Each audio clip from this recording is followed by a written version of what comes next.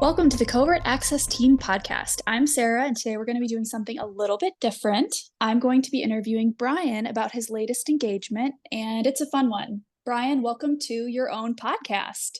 I'm assuming most people are at least somewhat familiar with you, but for anyone who doesn't already know you, how about we start with an abbreviated version of your bio? Sure. So currently, I'm the chief instructor and the black team lead for Covert Access Team. In effect, we run all over the world, breaking into corporate offices, government offices, high security facilities, and basically just test their security. So that's a very abbreviated version for the last 18 years. All right, awesome. That's the most abbreviated version I have ever heard. So, phenomenal job. This week, you outlined a couple fun attack scenarios on the blog, from the benefits of the tactical toilet or tactical bathroom, to how a tiny paper crane got you into a very secure facility. For a little bit of background, can you tell me about this test that you were on? Yeah, so this was kind of a last minute assignment. Oftentimes, what happens with people in our profession is that you're going to have basically experts. And as somebody who does a lot of B&E, breaking and entering, um, sometimes you'll have pen testers, pen testing companies, consultants who call you up and they say, "Hey, we've got this pen test. Could you come and try and get us onto a server? Could you try and break in and get us connected to this, or could you just basically break in?" So I do a lot of subcontracting on top of everything else, and this was one of those cases. So this was an entity where, in a capital city somewhere in Europe, I needed to run in and try and get access to basically a pretty secure facility. Was it government, corporate? Mm. I can't really say, but it was an office building that was shared, which I'll go into why that's important in a little bit. But this was, I will say that it's an important establishment. I'll say it that way. It's a very important establishment. Okay. So then what was the scope of the test? What did the client say were their most important assets? What were they particularly wanting you to test? What were your objectives going in? Right. Okay. So oftentimes when you're doing a physical pen test, you'll have the client will want one of several things. The first thing they might want, which is what the client in this case wanted, was to effectively get more money for physical security. This usually occurs when you have the facility manager, the CEO, the CTO, the CFO, somebody high up who says, "Look, I see a problem with our physical security. I want a bigger budget to fix it. But in order to get that bigger budget, I have to take my meager budget, authorize you to do a pen test, scare the hell out of the board, and then we will use that fear to get a bigger budget so that we can actually increase and fix stuff." In this particular case, that's what they wanted. There are other instances too, of course, where you just want to actually test. You want to do your due diligence and test your security, and there's some other things. But in this particular case, the client wanted to increase their security. They saw some real problems, which I obviously also saw when I got there. Um, and we needed to convince the board that this is a real threat, it's a real problem. So that's effectively what we were trying to do.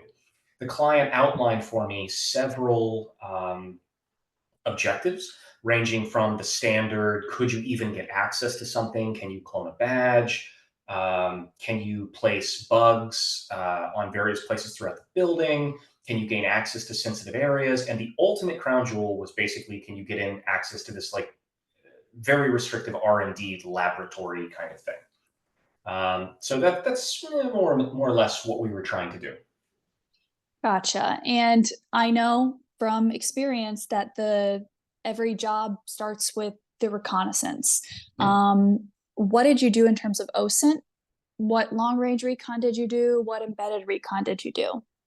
Right. Okay. So when you're running recon on a physical engagement, you basically want to do this in like concentric circles that get closer and closer to the middle. So the farthest out circle that you're going to deal is your OSINT, right? You can do this you can do this from halfway around the world. Doesn't matter. You're using the internet. In this particular case, and then you get slowly closer. OSINT and then long range, short range, embedded recon. In this case, OSINT was very simple, right? We wanted to see if we couldn't find badges. What does badge looks like online? This is where you're going to like look on LinkedIn and other places and see if anybody's being not the brightest and they're saying, "Hi, I just started or I just ended my career at this location. Here's a badge," something like that. You're also looking for a lot of establishments, especially on LinkedIn or for events or for promos. They will take video inside the establishment.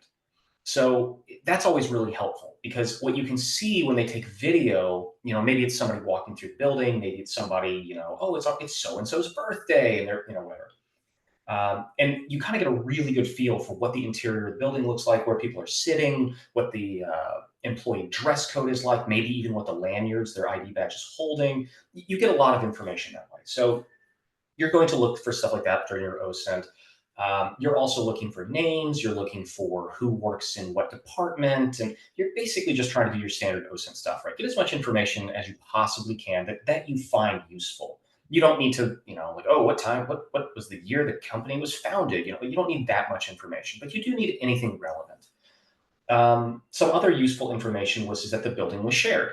That's going to be very important later, but shared buildings, in my opinion, are much easier to breach than buildings that are dedicated to a single company or organization. And the reason is because nobody is really sure who belongs and who doesn't.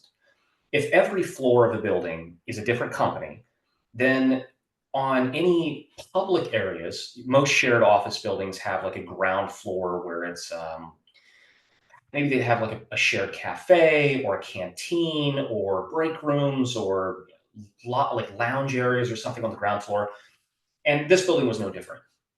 But because you have so many people from so many different companies coming and going, it makes your job a lot easier to blend in because nobody's really sure, right? If you're in a small office with 20, 30, 40 people, there's a good chance you know most people, and you're going to notice somebody who comes in and you've never seen them before. But if it's a building with hundreds of people and there's different companies and organizations, you have no idea.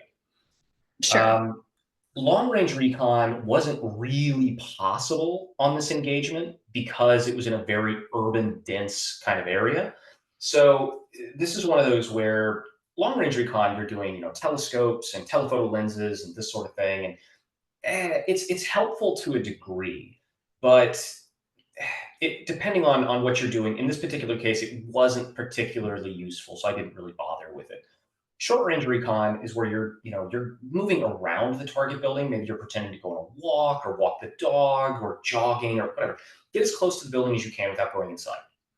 And again, this wasn't really necessary much because it was a shared office. Because it was a shared building, getting inside, and I already knew through OSINT that there was a cafe and a restaurant and other things inside the establishment, which meant that anybody could come inside and move into those areas and just hang out. So I spent most of my recon between OSINT and embedded recon. I spent a lot of time in that cafe. I'm sure you did. I'm sure you were very caffed up. Yep, You indeed. know, I know from reading the blog that the cafe was very important for your initial attack vector Mhm. with the cloning of the badges. Can you kind of walk us through how you cloned the badges? And then also what type of reader you use? What was the range on it? And Right. I'm just curious, what was your success rate? Like, if you tried it 10 times, how many times did it work? Okay, so in this particular case, you're going into it, and I wanted to basically be a walking RFID field, right? Employees tend to wear badges either around their neck on kind of a necklace or on the hip on like a little belt clip thing. And I didn't, and it really varied. So some people were wearing it as a necklace, some people were wearing it on their hip, and I didn't know who I was going to run into. So I had a long range badge reader in a backpack, and I had a long range badge reader in a shoulder bag that I could kind of carry as like a briefcase. I also had a flipper that would go into infinite read mode. So if you're using a little flipper device, you can basically just tell it to just read a card, and it will pretty much indefinitely just sit there and just try to read. When you're using a Proxmark, they can do that for some cards, not all cards. Maybe there's some forks of the Proxmark protocol that I'm not aware of that can do it for all of them. I'm not sure, but But iCopies also can't do that indefinitely. It's like you have to have the card right there. So the reason why I like the flipper is because in certain events, okay, so let me back up. The long range readers, they have a range of, depending on the situation, maybe about 1 to 3 feet, something in there.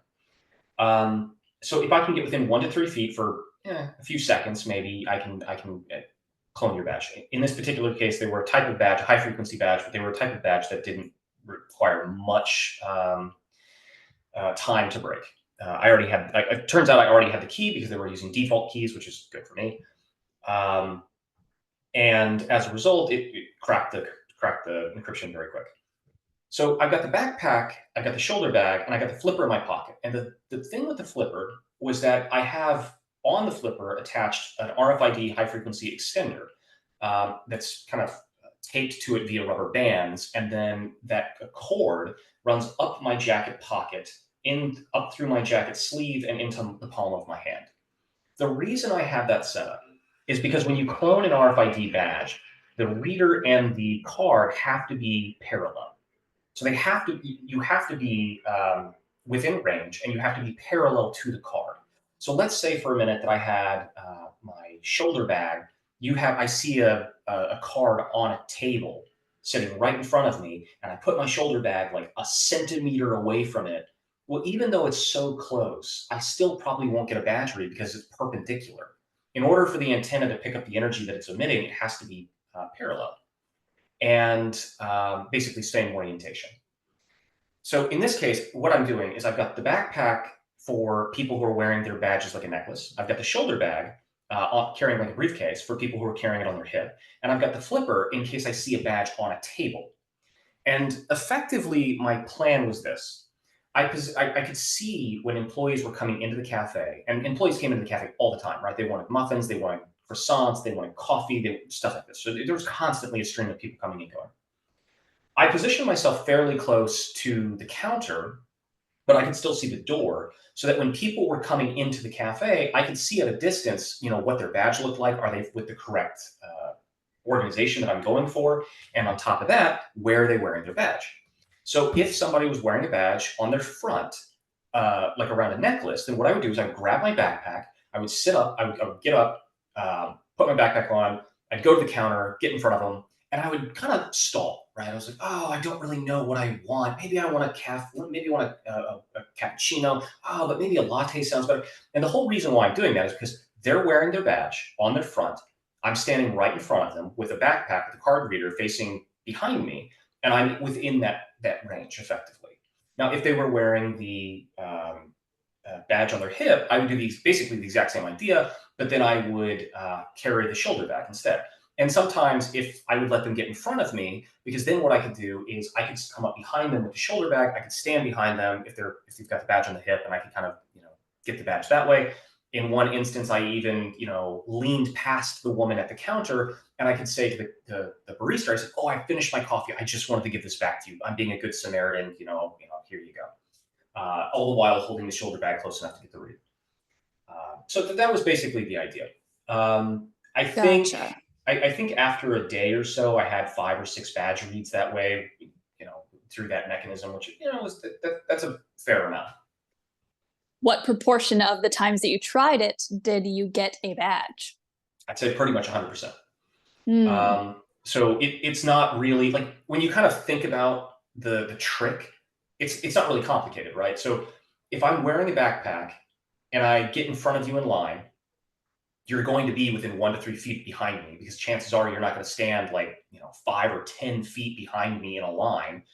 Um, and the long range badge reader will definitely get that badge read as long as I'm within that range. So yeah, it's not yeah it's pretty straightforward. It works pretty much all the time as long as the badge can be read. Gotcha. Do you want to talk a little bit about that? Like what type of badges they had, and I which ones are readable and which ones aren't? Sure. So the majority of badges can be read. If it's low frequency, it's like most of them, if not all of them. If it's high frequency, there are a few that you might need a password for. These are like your hotel style. But a lot of people in Europe a lot, are using high frequency cards somewhere in the MyFair Classic 1K or 4K range. And a lot of them still use default keys. So there's a lot of databases out there. There's a lot of places you can go, GitHub repos, etc., where people have discovered either default keys or new keys or whatever, and they just put them in a GitHub repo and you can just download them and you can add them to your inventory or something. So this was a particular instance where they were running a clonable badge. I won't say which, but it wasn't. It was very quick to copy, and as a result, yeah, I was able to get a lot of badges pretty quick within a day. Now, the Gotcha. problem the problem with cloning badges is that you don't necessarily know the security layout of the people that you're cloning badges, right? So when you clone a badge, you don't necessarily know, did I just clone the badge of Bob the intern who has no privilege whatsoever? He can come in the front door, but that's about it. Or did I just clone the badge of, the R&D chief scientist? I mean, yes, okay, fine. I think if the organization has 100 people in it, you're probably not going to have memorized every single person's face to be like, oh, that's the guy, right? Now, one thing that I do is I do try to be on top of being a walking RFID field, I also try to be a walking surveillance system with, watch cameras, button cameras, using my phone as a camera, like all this kind of stuff, because it's good for evidence for the client, but it's also good for once you've cloned a badge, you can go back and you can, grab that person's face from one of your cameras and you can try to figure out who they are. And then if once you know who they are, you have an idea what privilege level they probably have. Gotcha. So you've got the badges, Mhm. you badge your way into the target office, you're on the Mhm. right floor. Correct. Before you go and hide in your tactical bathroom, Oh, before yeah. you break into the R&D facility, Mhm. what are some of the things that you do to sort of make it clear to the client so that they can get that budget they're after? What are some of the things that you go after before you go scurry away and hide? Right. Right. Okay. So in this particular case, I simply, through OSINT and then literally just looking at the lobby floor of which offices are where, I knew exactly where the client offices were. I knew what floor they were on. No problem. One issue that I had was I noticed that they were running an RFID reader that needed a badge, but it could also use a PIN code. And through some embedded recon, I noticed that the employees were not punching in the code. They were just using the badge, going through the doors or using the elevators or what have you.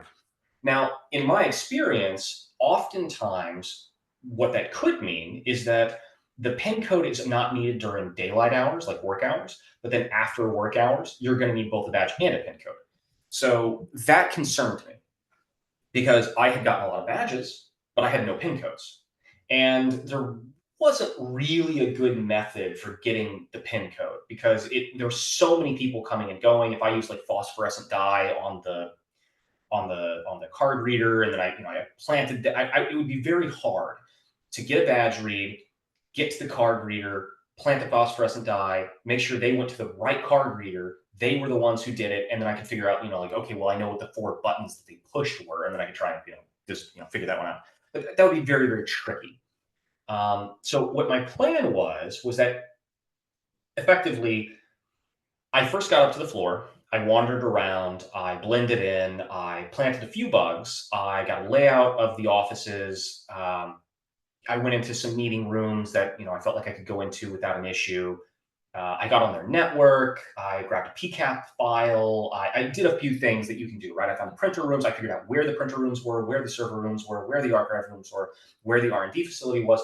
I figured out the layout of everything. I kind of got a lay of the land. Now the problem is that the R&D room was the crown jewel that they were really interested in, and it was also very small. It was significantly smaller than I thought it was going to be, and so you only had a few people in this room, in basically a relatively small room, and so it would have been very hard for me to get in there and just blend in, right? That's not easy to Mhm. do. Now I have been in situations where I've done exactly that, and humorously it did work. But in this particular case, they wanted me to bug something. So there was a similar case where I was doing a government office where I was on the top floor. They wanted me to get into a restricted area. I managed to get into a restricted area, I pretended to be on the phone. I walk in. Everybody stops what they're doing and looks at me, right? Everybody's in this tiny little restricted area. They all know each other. They look at me. Every desk is taken, so I can't blend in that way. You have to think on your feet. And because I'm on the top floor of this government office and I'm wearing what looks like a legitimate badge, everybody's like, oh, well, he must work here. So pretending to be on the phone, I walk in and I just say, oh, sorry. I pretend to like, oh, so sorry, that I'm talking on the phone while they're all working. I'm pretending to be polite. I hush my voice. I walk to the end of the room and I say, hey, I'm sorry, I'm in here. Could you just tell me what the number was again? So just loud enough for people to hear me. And I see a laptop sitting there that, on nobody's desk that's just kind of in the corner. And I said, oh, it's 1 2 whatever. And I read the serial number off from the laptop. I was like, yep, I got it right here. I'll bring it right to you. And then I walked out. So there have been instances, actually quite a few, where I've done something similar. But in this case, they wanted me to bug something, which would have been much harder to blend in. So effectively, what my plan was to use what I lovingly refer to as the tactical bathroom, where I'm sorry, tactical toilet is so much tactical. better. It has the alliteration. Okay, fair enough. So Fair enough. I'll take that under advisement. Um, thanks. the idea with that is just around the end of workday. If you position yourself inside of a toilet stall, chances are everybody's going to leave the office. You'll be in there alone.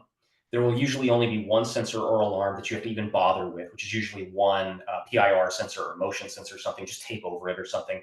In the off chance that it is wired to an alarm system, that way, when you move around in the bathroom, you don't accidentally set off an alarm or something. And that way you can emerge later with the office all to yourself. Now, a few things that I highly recommend if you're going to do that is, one, the only way that will work typically is, A, they have all the security apparatuses, cameras, sensors, et cetera, basically at the perimeter, like at the doors, and nothing else inside. Or you know for a fact that the cleaning staff is going to come after hours through your recon, and they're going to immediately turn off all the alarms when they show up to clean. In this case, through the recon, I knew that they had a cleaning staff that went floor by floor every evening. So I knew that they would show up.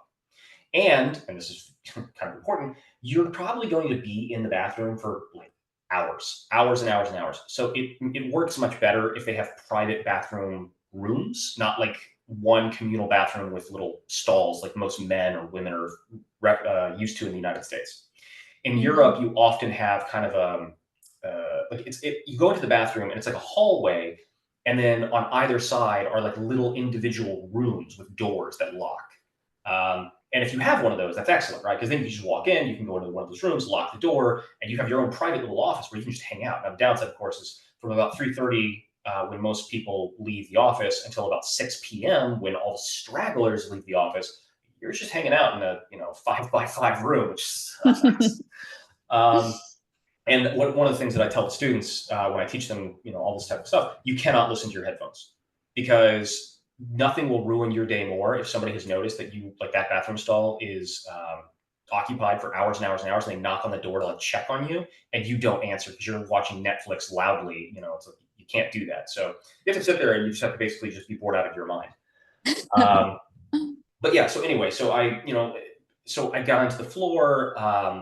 I didn't want to leave the floor, right? I wanted to, on the off chance that I was going to need a pin code after 3:30, 4 o'clock, whatever. I just wanted to be on the floor, and I knew through recon that around 4 or 5 o'clock, the cleaning staff was going to start going floor by floor and cleaning stuff. So I knew that I would be in that bathroom anywhere from half an hour to a few hours. Cleaning staff would eventually show up. It would probably just be me and the cleaning staff, and as a result, I would now be on the floor I wanted to be in, and the office would be basically empty with the exception of maybe the cleaning staff and maybe 1 or 2 extremely dedicated workers. So that was basically the goal. Gotcha. Now, you mentioned in the blog post that a cleaning lady knocks on the door to the bathroom that you're in, and Yep. that wasn't planned. Nope. But that cleaning lady, meeting her was kind of key to the ultimate success of this assignment. What would you have done to strike up rapport with her if this opportunity hadn't fallen into your lap? I probably would have done the exact same thing. So now, okay. So the R&D room, it was my original plan for the R&D room was to use some bypass method, right? I was going to use an underdoor tool. I was going to try and slip a latch. The standard get around the door trick, right? So around 6 o'clock, I'm expecting the cleaning staff to show up. I'm patiently waiting. And eventually I hear somebody come into the bathroom, but obviously you can't tell who it is. And then all of a sudden I hear someone knock on my door, which is, oh no. But then I hear her moving a trolley around, which is a very standard thing for large offices with cleaning staff. So I kind of had to feel, okay, this is the cleaner. So I wasn't intending on having a conversation with this woman. So I cut, at 6 p.m., everybody's gone except for me. So I emerge from, I flush the toilet, which didn't need to happen, but I flush the toilet, I run the sink so it sounds legitimate. I come out of the bathroom stall and I'm holding my belly and I go, oh, I'm so sorry. There's bad food this lunch, blah, blah. And I start weaving a tale. She apologizes. She strikes up. She's like, "Oh, I'm so sorry you're feeling bad." Blah blah. And I start telling her about how it's my first time in Europe and it's my first day, and wouldn't you know it, I got a little bit of food poisoning from the new food because I'm not used to it. And briefly talking to this woman, I could tell, one by her visage, but also by her accent, that she was probably Turkish, which is a very common thing. And I started talking to her about, traveling here to Europe for the first time, which was a lie, of course, but I had a plan. I had a plan. I was going somewhere with the social engineering thing. I got her, I struck a conversation about travel. And I was from America. It turned out I was right. She was from Turkey. So we talked about, how we were both foreigners in this location. And I told her, which is a lie, that I love Turkish food and, I love Turkish coffee and it was this and this. And then she, of course, has some commonality and I'm flattering her culture. She lights up and she talks about how she loves to cook and she does this and does that. And as soon as she tells me that she can cook, I say, "Oh, that's so amazing. I wish I could cook. I'm terrible." That part's true. Um, and I said, "I've never been able, in all of my travels, I've never picked up any useful skill except one time when I was in Japan. I picked up the skill of learning how to fold tiny little origami cranes." And then we talked about that for a little bit, about Japan and how she wanted to travel there, etc. The whole point was that I eventually wanted to use social engineering to pivot the conversation naturally to the topic of little paper cranes. So I started with, I could tell from her accent that she was Turkish. I was American. I used that as a commonality to talk about travel and how we were both foreigners in this place and how we both obviously liked to travel. I just kind of flattered her with talking about how much I liked her food and culture and this and that. We built up a little rapport there. I then, pivoted with a little self-deprecation, saying, "Oh, I suck at this skill and that skill with cooking, etc. And I do have one useless skill that I picked up when I was traveling. This thing, right?" And I kind of boasted a little bit. I was like, "Oh yeah, but me and my friend we learned how to fold these little paper cranes, and then we competed with each other to see who could make the tiniest one. And I made them so tiny they were like this super tiny thing." And she was laughing about it. And keep in mind, this whole time we're still standing basically in the bathroom, which is a little weird, but Sure. uh, not in the bathroom itself, but like in the little hallway where all the bathrooms are. And eventually I say, "Okay, well, after I say this to her and she laughs and, I'm laughing, et cetera. And I say, "Well, we should probably both go about, finishing our work so we can finally go home because it's getting late." She agreed, blah, blah. So we part ways, right? It turns out that there's nobody else in the office. It's just me and like three cleaners, her included. And I go about my business. I go about bugging workstations and picking locks to like the archive room and other things. And, I just kind of generally doing stuff. Um, then a little later, I fold a really tiny paper crane, and I just kind of keep it where it's not going to get damaged, and I know where it is. Um, and maybe 20, 30 minutes go by, and she's cleaned all the bathrooms, and she's vacuumed the floors, and I see that the lights in the R&D lab have turned on. And that's when I grab my little paper crane and I walk over to the R&D lab and I knock on the door and I hold the little paper crane in my hand, in the palm of my hand, and I point to it, with a big smile on my face. And she comes up to the door excited and I say, "Oh, see, I wasn't kidding." She opens the door, she looks at the crane and she's like, "Wow, that actually is really, that's so amazing. Oh, I wish I could do it." I hand her the crane. I say, "This is a gift for you. I hope you have a great night. It was great meeting you." And as she thanks me, and as we turn apart, I use a little bit of tape to tape the plunger over the door. The door closes. We part ways. I go back to what I'm doing. She goes back to what she's doing. Eventually, she finishes, leaves the R&D lab, but now one of the doors is not engaging properly, so I just walk in, and now I kind of lucked out because some doors will have a mechanism in place, an alarm system in place, where if the door latch doesn't properly shut, you get an alarm. Mm. So I lucked out that that wasn't the case, but yeah. So but the whole point, the reason why I wrote this on my blog post, why I wrote this on Substack, was that oftentimes when you're doing offensive work, you very regularly will have to think outside the box. And yes, I was able to show later that you could simply use an underdoor tool on this door. You could slip the latch on this door. You could do certain things, right? That was all. Hmm. That was all true. But I wanted to demonstrate that when it comes to real life attackers, a real life threat actor doesn't have this concept of, well, that's not in scope. That doesn't exist for a bad guy. And as a result, bad guys will think out of the box. Bad guys will come up with really novel, really weird kinds of attack vectors. And I just kind of wanted to show a real world case where this was something that I used to bypass an access control system. And your job is the offense. So let me back up. Security has three components: compliance, which are basically the tools that you use to make you secure. Maybe it's a fence, a lock, an access control system, a firewall, whatever. The defense, which is your SOC or your physical SOC, your guards, et cetera. And it's basically, they're the ones who use the compliance tools to make you safe. And then the offense, who are basically a reality check for the defense. Well, reality can be weird. Reality can be unexpected. It can be completely novel. And that's why the offensive team often wins against the defense, because they come up with really out of the box, novel approaches to things.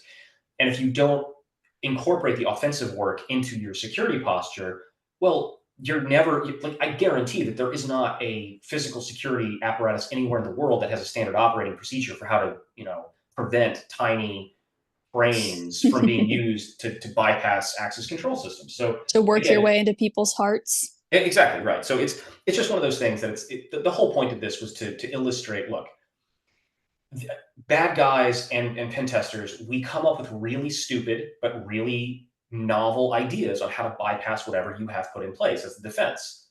And you have to test that. You have to do a reality check on your defense. You cannot just take the vendor's word for it and say, well, the vendor says that if I have this camera with this fence with this lock, I'm impenetrable.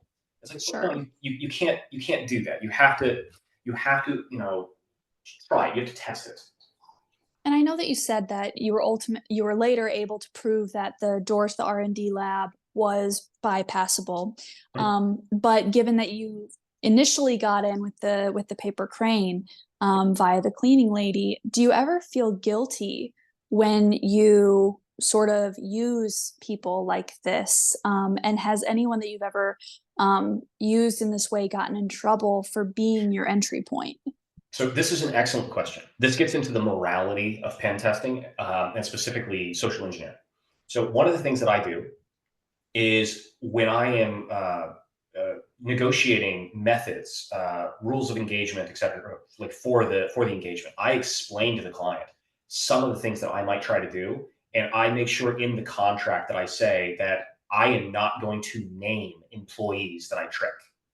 So first things first, I will not name them. And second, I also tell the employee, I make sure that somewhere around, like the client is very aware that everybody is manipulated, or everybody can be manipulated. It's not their fault. So this trick works because of a trusting culture. It works because this woman has no reason to doubt me. And also because in most instances, most of the people listening to this podcast will have worked in an office. And if I asked you, if anybody who's ever worked in an office, especially a big office, can you name three of the cleaning staff that work at that office? And can they name you?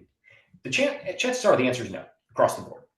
Your cleaning staff are almost always going to be the least paid, um, least security aware people with the highest level of access, because they have to go everywhere, right? They have to go to the server room, but, well, maybe not the server room. They have to go like the CEO's office, the board of directors. They have to get every place to clean it. But they don't have any security training. They just want to clean the toilets. They want to mop up the floors. They just want to do their job. They're getting paid nothing. And so it's not fair for me, who is acting confident, who has what looks like a real badge, who has what looks like, or maybe is a real badge, a real lanyard, to basically abuse that relationship and say, haha, you should have known better. Chances are that cleaning staff isn't even an employee of that organization. So that's very, very common. So no, it's not fair to do this. And I vehemently tell the clients that, look, if you're going to come after the employees that we social engineer, then we're not going to social engineer, because basically it's that's bullshit. That's a bullshit thing to do. And we're very clear about that.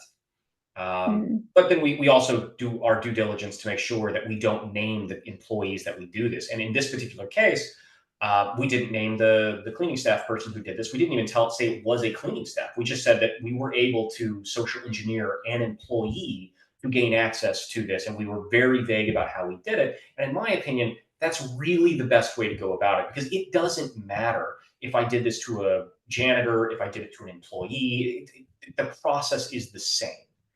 But Um, I think that their response would be different though, especially if the cleaning staff was, say, third party, because mhm. they may, if you don't want them to be mad at the cleaning staff for being the weak point But it's in not the one cleaning, hand, but it's but not the you clean. also don't want them you want to equip them with information to close the loopholes. So that might be, security training for the cleaning staff or Well, a there's a change in policy or something like that, but they can't change that if they don't know it was the cleaning staff. You know what I'm saying? So how do you balance mm, those two competing? well, it's first off, you can't mandate, most of the time. You can't mandate third parties go through various trainings. That's usually not something that's within your power. Um, any more so than if you called the plumber to come to your house and fix something, you can't mandate that they go through some type of rigorous training that you put on to come clean your pipes. Maybe if you paid them to do it, sure, but it's not the janitor's fault. Like the vulnerability here is not on the janitor. The vulnerability was they were running clonable cards. Nobody in the office stopped me. Nobody cared that this new person was wandering through their building. The janitorial staff is a vulnerability for sure, but it's not something that the organization themselves has a lot of control over. And also, the only reason it was a vulnerability was because I already exploited like 3 or 4 other vulnerabilities leading up to that point. Sure. And keep in mind that I didn't even need to use the janitor staff, because the following day when I came back and did the same trick, I just slipped the latch, got into the building, or got into the R&D room, and did it that way. So, I mean, it's one of those things that, in my opinion, 100% of this comes down to the organization, and most organizations. And I would argue that the overwhelming majority of organizations can resolve this issue without any real cost to them. So for 10 years, maybe, I've been explaining to companies, now that I have a podcast, hopefully this will get out to more people, that I've invented something that basically I call it the CAT program, which is basically just catch, award, and try again. And it's a form of employee engagement and security awareness that actually works. And I have a lot of metrics to know that this actually works. If I told people, hey, we're going to talk about security awareness training, their eyes are going to roll back in their head. And the only thing that they're going to do is figure out how they can clandestinely look on their phone on Reddit and do stupid stuff, because nobody's going to pay attention, right? Because most of the time it's don't reuse passwords. We ran a phishing campaign last week and 5 people out of the company. That's what you're doing at most security awareness trainings. That's not what this is. This has 2 components. First things first, physical security is not your employee's job. It's not their job. It's not their responsibility. And honestly, they don't care. So the first thing you have to do is give them in writing something that says, under no circumstance will any employee ever get in trouble if you professionally stop somebody who you don't know, who's acting suspicious, who's not wearing a badge, whatever. If you see somebody who's looking shifty, somebody you've never seen before, somebody who's wearing a wrong badge or no badge, and you walk up to them and you say, hey, I'm really sorry, but we have to go to security, or I have to call security, or whatever, because I don't know who you are. Okay, you will never get in trouble for that, ever. Now, you can't dog tackle somebody in the stairwell. Like, that's not professional. But as long as you're professional about it, you'll never get in trouble. Because one thing is that a lot of employees are scared and nervous because you're like, it's not my job. What if that guy's important? What if he's like the son of the CEO? Like, I don't know him. Fuck it. Second, you have to incentivize employees to actually care. Now, if I was in a room full of 100 employees in an office and I said, okay, somewhere in this building, I have placed a piece of garbage. And the employee who finds and brings me my piece of garbage will walk home today with $500,000 in cash. Everybody would stop listening to me immediately and go bring me every piece of trash in the building. It's not their job. They don't have to do it, but I have incentivized them with something they really, really want. And now they are happy to go pick up garbage. So most organizations cannot afford to just do this and just give their employees $500,000 at the drop of a hat. So employees typically want one of two things: money and time off. Well, time off is something you can afford. So here's what I have been telling companies to do for over a decade. Once a quarter or once a month, I recommend starting with once a month to make sure it kind of sticks, and then backing off to like once a quarter. Have somebody who the employees don't know walk through the building. And if you are the employee who professionally stops that person and you walk up to them and say, hey, I'm really sorry, you're not wearing a badge, I don't know you, etc., we have to go to security. Or you just call security and say, hey, there is this really suspicious person who I see walking around. He's on this floor. This is what he looks like. You will get so many days of paid vacation. Maybe it's free, maybe it's a week. Okay, well, if the company does that once a quarter, so 4 times a year, that's 4 weeks of paid vacation a year total, and you will have drastically increased your physical security. Any company, and I'm saying this with 18 years of experience, any company that has implemented this program basically makes it impossible for me to blend in during the day. It's not impossible. That's probably too much to say, but it is really, really hard when every 10th person that you walk past, somebody stops you and says, sorry, I don't know you. We have to go to security. It makes Sure. your job a living hell as a pen tester, but that's good. And then you realize that daylight hours, which is when most people try to social engineer their way into a building, is now this physical security has gone through the roof because most of your employees enjoy this. They want that paid time off. And as long as it happens regularly, the employees don't forget it's a thing. And so as a result, the employees are constantly scanning, they're constantly looking. And I highly encourage you as an employer to pair that not just with some random guy walking through the building, but show the employees rogue devices. This is what a keylogger looks like. This is what a Raspberry Pi looks like. This is what an HDMI man in the middle device looks like. These are your typical rogue devices. Hmm. Every once in a while, put a rogue device somewhere on the back of a workstation, on the back of a TV, whatever. And same thing. If you are the employee who spots it and calls security, you get a day or two paid vacation. And as a result, Sure. this becomes a game with employer or employees. They really like it. It's engaging as long as it happens regularly enough. They kind of get into it. Employees love the time off. The employers can afford to give you a few days of paid vacation, and it's a win-win. And it's not something that you had to break the bank to, oh, you got to spend, $10 million to fix, your, no, screw that, fuck that. It's, you can drastically increase your security by doing really simple things as long as you do them smart. Sure. And I like what you said about how the cleaning person wasn't the weak point. It was, because you never would have gotten there if everything else had been in place before. And, I'm sure that that's also communicated in the report. Yes. And now you said that once you got into the R&D lab, you did notice that there were, physical security deficiencies, the door was bypassable, Mhm. etc. Were there any attack vectors that you identified that you weren't able to test on the assignment, given that it was short term, late notice? And then Yeah. how do you handle it when you find attack vectors that would likely work, but you don't have time to compromise those systems to prove it out? What do you include in the report? Okay. So there's two ways to answer this question, and I'm going to answer them both ways. The first is if your client says, under no circumstance are you to get caught, right? This is usually Mm-hmm. the case where they want to scare the hell out of the board of directors for more money. And they don't want you to get caught, because if you get caught, the board of directors is going to turn around and go, yeah, but you got caught, right? So our security Sure. clearly is fine. So why do we need to increase the budget? So don't get caught.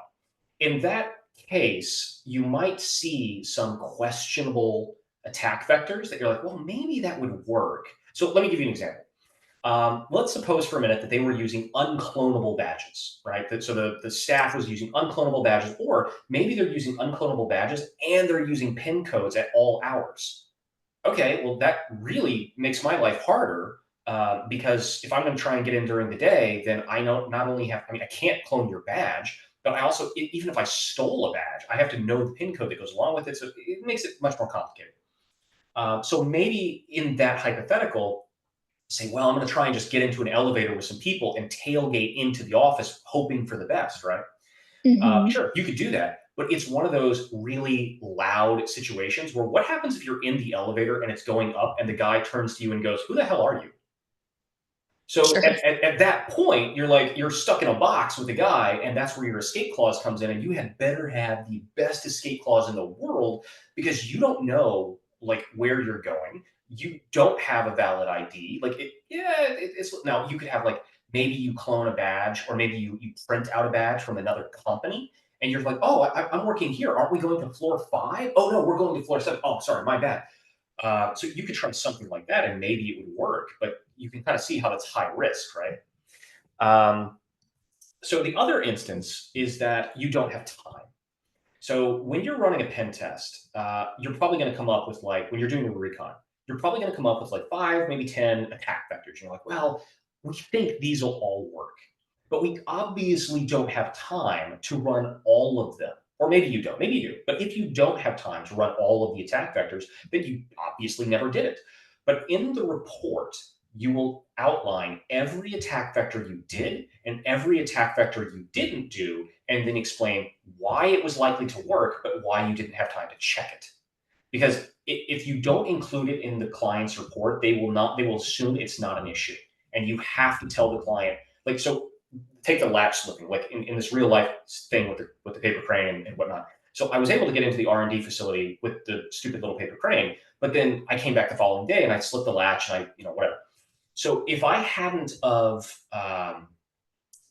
only told them about the paper crane, and they were like, oh, well, what we need to do is we need to make sure that all of our employees have more awareness training and this and this and this.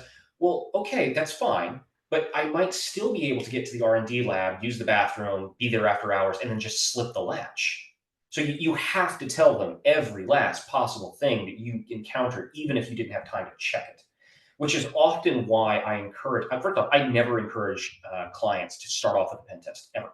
I will do it if they are very adamant about it, or if they have very robust security or whatever. But I always recommend that clients start off with a physical audit, because an audit, unlike a pen test, an audit is where I come up, I show up at like 9 in the morning, I get a little badge, I just walk through your building and I check everything.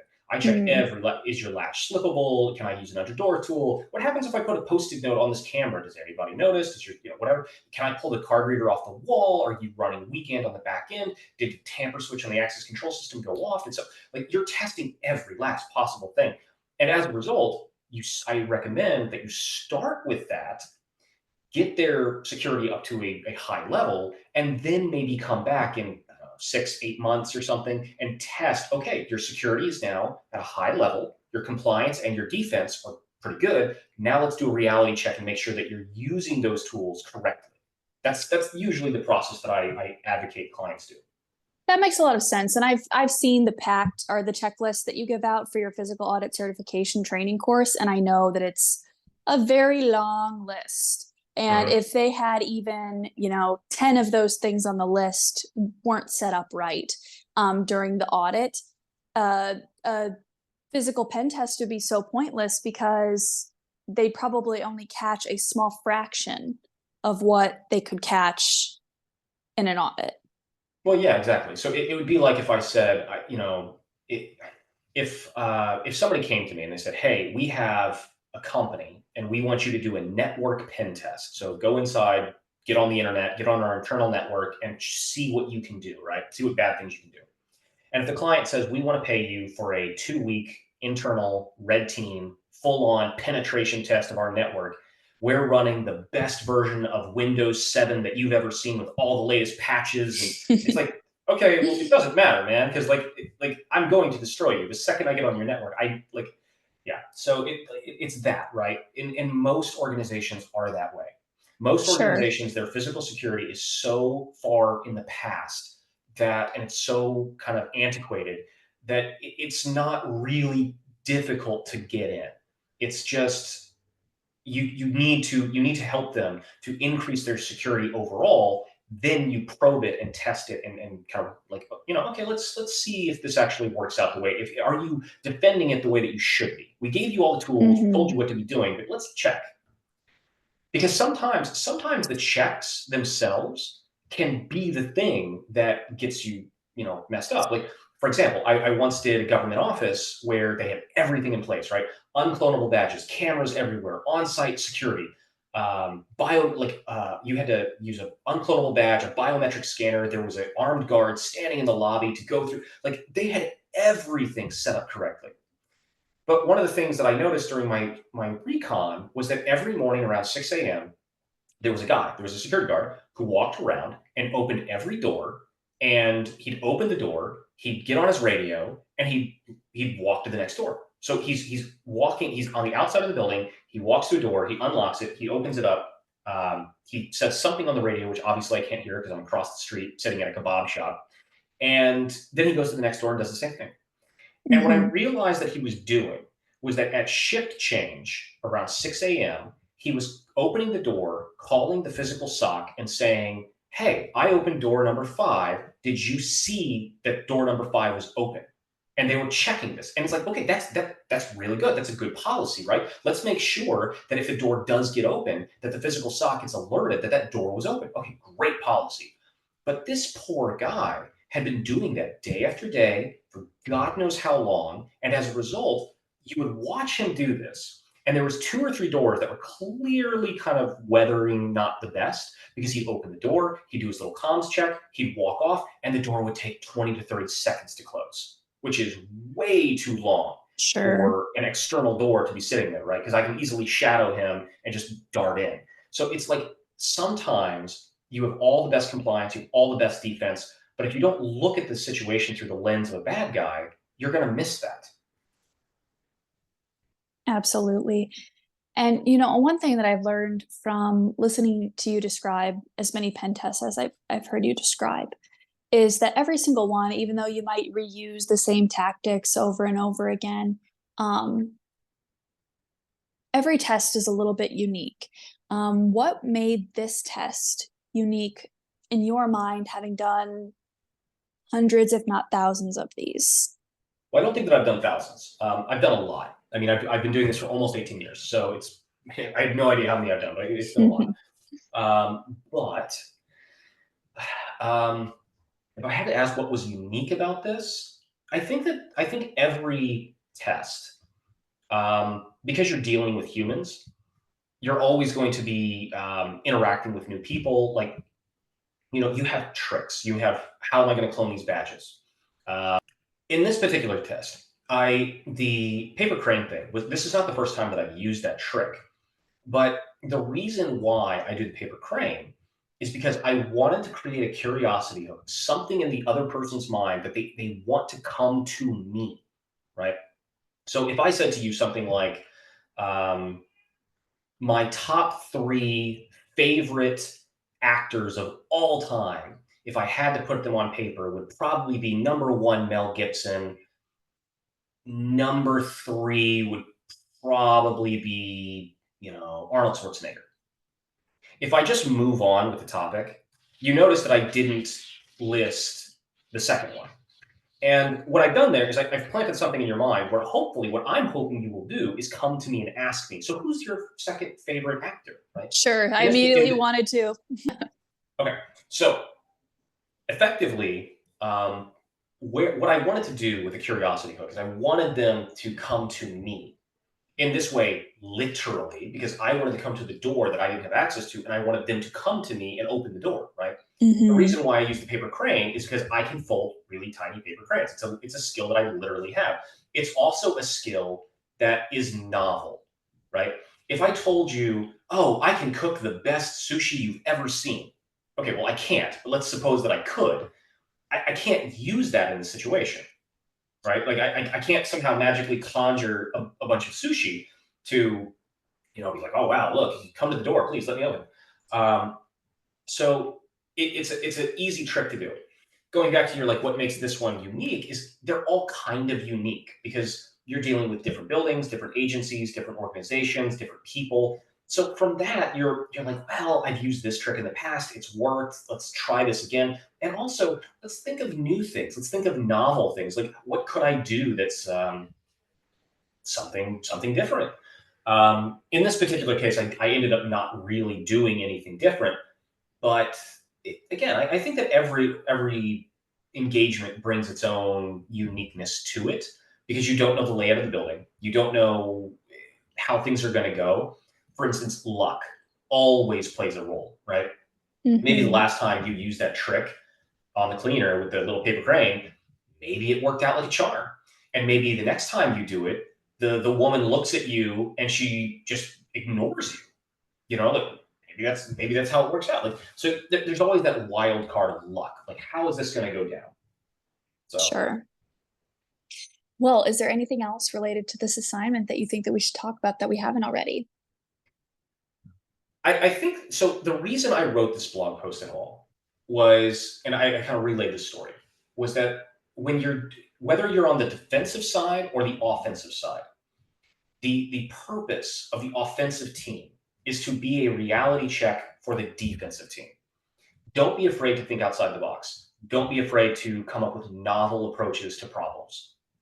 Um, it's it's one of those things that what I see more often than not is I see the compliance guys come in and they say, well, to be secure, you need this checklist. And if you have this checklist, you are secure. And then the defense side comes in and they say, okay, every single day we have to do X, Y, and Z, and then we are secure. But if you, as the attacker, come in and you look at the setup that the compliance and the defense have put together, I guarantee you that you will think of a way to bypass everything that they have set up. You're just going to have to think differently. One of the stories that I use all the time to accentuate this point. That's not the paper crane. It's not mine. This is a possibly apocryphalic story, but I'm just going to go with it. Is an instance where the U.S. Delta Force and the U.S. Secret Service basically somehow got pitted against each other, and which is actually something that could happen. Where the Delta Force basically argued that at any point they could get into the White House if they wanted, and the Secret Service could do nothing to stop them. Now, after the debacle that we saw with the Trump assassinations, I think that most people think they too could probably get past the Secret Service. But this was way before that. And so the bet, as I understand it, was that there was a week, sometime during this week, the Delta Force was going to try and get into the White House, and the Secret Service was going to try and stop them. They didn't say when during the week, but they said there's this 1 week window of time, and that's when it's going to be. Um, of course, how did the Secret Service plan to prevent it? They put more agents on station, more agents on the walls, did extra checks on vehicles coming and going. Like they beefed up the perimeter, they beefed up their security, right? Okay. Well, that's what the Delta Force recon teams likely saw was okay, you have the perimeter. It's now a matrix of personnel and guards and snipers and sensors and alarms and cameras. Okay, that's what we have. So what do they think? Well, we're Delta Force. We all do halo jumping, high altitude, low opening jumps. So we can't fly directly over the White House because it's restricted airspace. But what we could do is we could fly at 30,000 feet and then jump out of an airplane and free fall over the White House at like 3, 4 a.m.